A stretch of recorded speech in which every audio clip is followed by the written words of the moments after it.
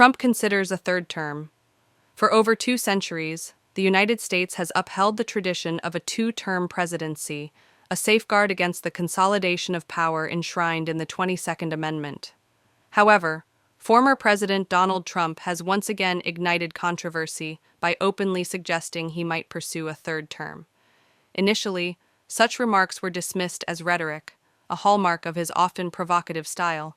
But in a recent interview, Trump doubled down, stating he is not joking about exploring ways to extend his tenure beyond the traditional limit. The statement has sparked renewed debates over the strength of American democratic norms. Supporters argue that Trump remains a formidable force in politics, a leader who, in their eyes, deserves to continue his policies. Critics, however, view his comments as yet another challenge to the foundations of the republic. With the 2024 election approaching, political analysts warn that such rhetoric, whether serious or not, fuels distrust in the democratic process. For now, the possibility of a third Trump term remains just talk, but in a political climate where once unthinkable events continue to unfold, few are willing to rule anything out. It's always conflict, but I think we're making a lot of progress getting it stopped. We just want to see thousands of soldiers a week stop dying, because they're dying at numbers that probably haven't seen since the Second World War for no reason whatsoever. It's a shame. It's a shame. So I think we are making progress. It's step by step. There's tremendous hatred between the leaders, if you call the whole situation leaders. But I think we'll get that done. And the Middle East, a lot of things are happening with respect to Iran. And we'll see if we can get something done. And if not, it's going to be a bad situation. Very, very bad.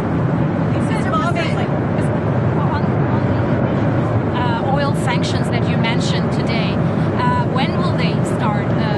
So we have a couple. We have the secondary tariffs on Iran, and we'll probably give it a couple of weeks, and if we don't see any progress, we're going to put them on. We're not putting them on right now, but if you remember, I did that 6 years ago, and it worked very well, to put it mildly. And if the election weren't rigged, you would have a situation where there would be no problem with Iran today, but it was. Biden didn't know what he was doing, obviously, and we have a very rough situation in the Middle East because of that. You ended up with October 7th, and you would have never had October 7th, and you would have never had Russia going into Ukraine likewise. But we're going to make a decision on secondary tariffs on Iran based on whether or not they're going to make a deal. If they're going to make a deal, then we're never going to put secondary tariffs on. We're going to hope they have a great, long, and successful life as a country. But we'll see what happens. It's very interesting. I can't imagine them doing anything else but making a deal. I would prefer a deal to the other alternative, which I think everybody in this plane knows what that is. And that's not going to be pretty, and I do not prefer that. So, Mr. President, on the tariffs, you said that you were at one point that the tariffs Tuesday would be more conservative than what people might think. There's reports that you are maybe now looking to make the tariffs higher. So are you weighing higher tariffs? Or the tariffs will be far more generous than those countries were to us, meaning they will be kinder than those countries were to the United States of America over the decades. They ripped us off like no country's ever been ripped off in history. And we're going to be much nicer than they were to us, but it's substantial money for the country, nevertheless. On the tariffs that you're planning, so you're expecting to hit something like 10 to 15 countries, is that right? No. All of the countries. Is it across the board? Not 10. I don't know. Who told you 10 or 15 countries? Well, we heard that. So we heard that you were going to aim for the 15%. But you didn't hear it from me. Okay, so how many countries will be in that initial tranche? You'd start with all countries, so let's see what happens.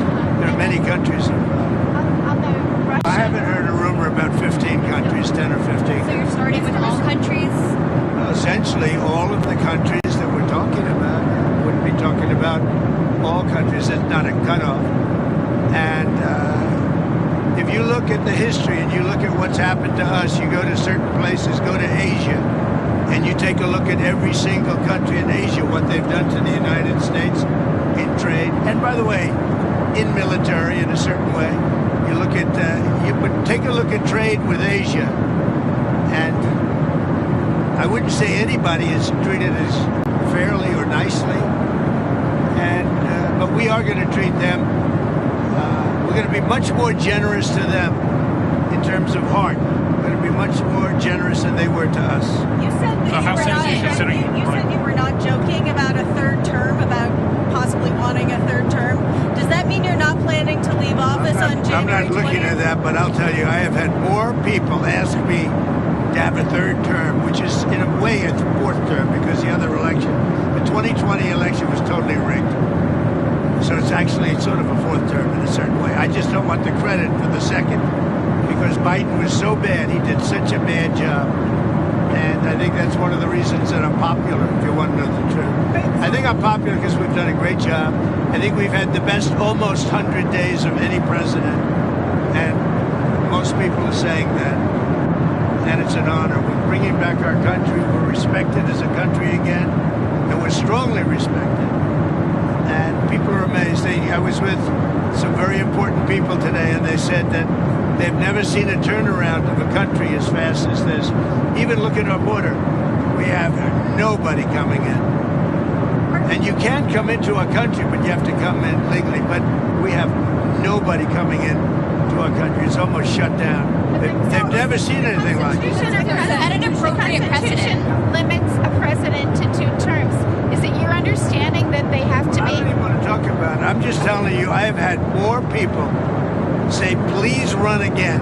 They said, we have a long way to go before we even think about that. But I've had a lot of people. Yeah, go ahead. Did you have something? Yeah, I just wanted to ask, do you think that's an appropriate precedent to set, even if it wasn't you in this position, to see a president serve a third term? I don't want to talk about a third term now because no matter how you look at it, we got a long time to go. We have a long time. You know, we have almost 4 years to go. And that's a long time. But despite that, so many people are saying, you've got to run again. They love the job we do. Most importantly, they love the job we do. So you said you were upset with Putin. Would you say your relationship with Vladimir Putin is at its lowest point right now? No, I don't think so. I don't think he's going to go back on his word. You're talking about Putin. I don't think he's going to go back on his word. I've known him for a long time. We've always gotten along well. Despite the Russia hoax. It's a hoax created by Clinton and Schiff and all of these lunatics. And that really was a dangerous point. That was a very dangerous thing they did to this country. It was a pure, unadulterated scam, hoax. But no, I think he'll be okay. But if he isn't, I was disappointed in a certain way.